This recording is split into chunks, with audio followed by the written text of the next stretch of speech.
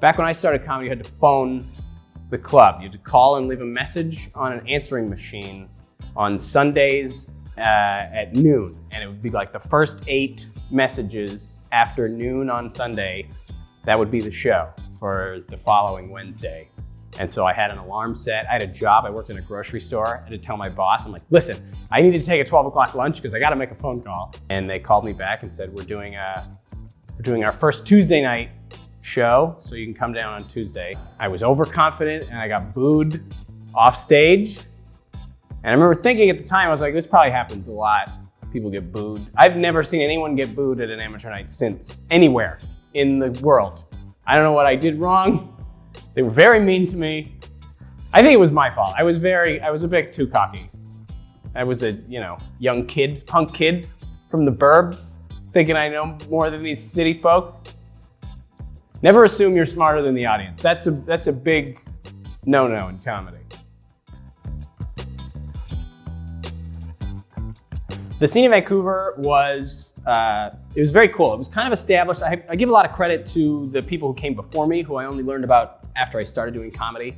Brent Butt was a huge influence in that city. He used to run a show at a place called the Urban Well, which was a weekly show that rivaled any other stand-up show I've ever seen in my life. It was in a bar. They did an early show and a late show, and it was incredible. It was so cool watching these pros all go up and try to one-up each other. And I remember seeing this as a young comedian and be like, this is unbelievable. It's also a great scene in Vancouver because a lot of shows with an actual audience. I didn't realize how special that is when you start out in comedy. My first time on stage, I was able to get up in front of paying comedy customers, which is insanity in a town like LA or Toronto. Like, first time and people paid? What are you doing? Don't charge people to see that. It's horrible. But I was lucky enough that they did it. And so, a lot of places, you go 2 years before you ever tell a joke to anybody who's not a comedian waiting to go on stage.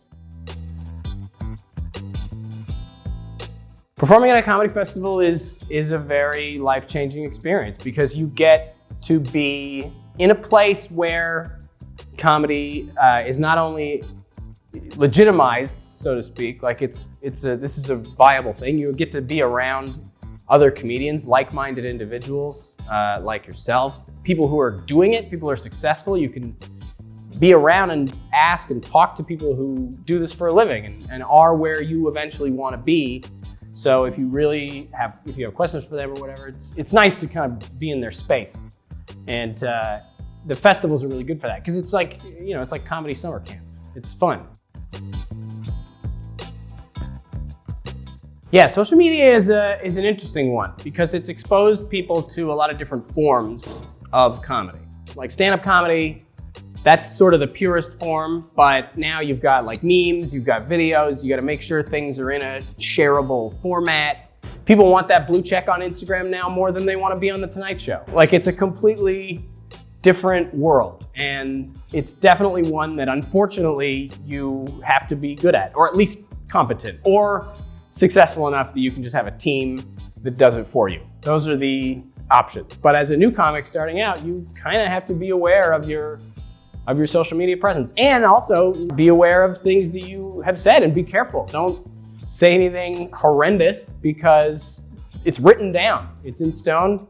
People can find it. People can hold on to it. And even if you didn't mean it seriously, you got to be very careful. And I think that's good. I think it's really good that people are being held accountable for their actions and what they're doing. But yeah, it's become this sort of new frontier of comedy because, like, people say, like, why would I go see stand-up?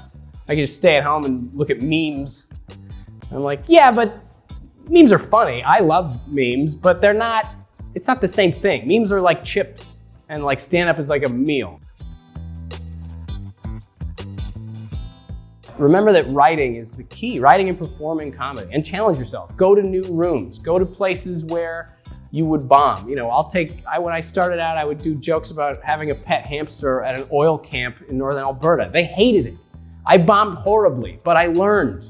And it's important to try to get out of your comfort zone. Go to rooms, go to places where you don't think you would do well. Follow the best comic in town. Find out who's on shows and who's killing constantly, and say to the booker, I want to go on after them.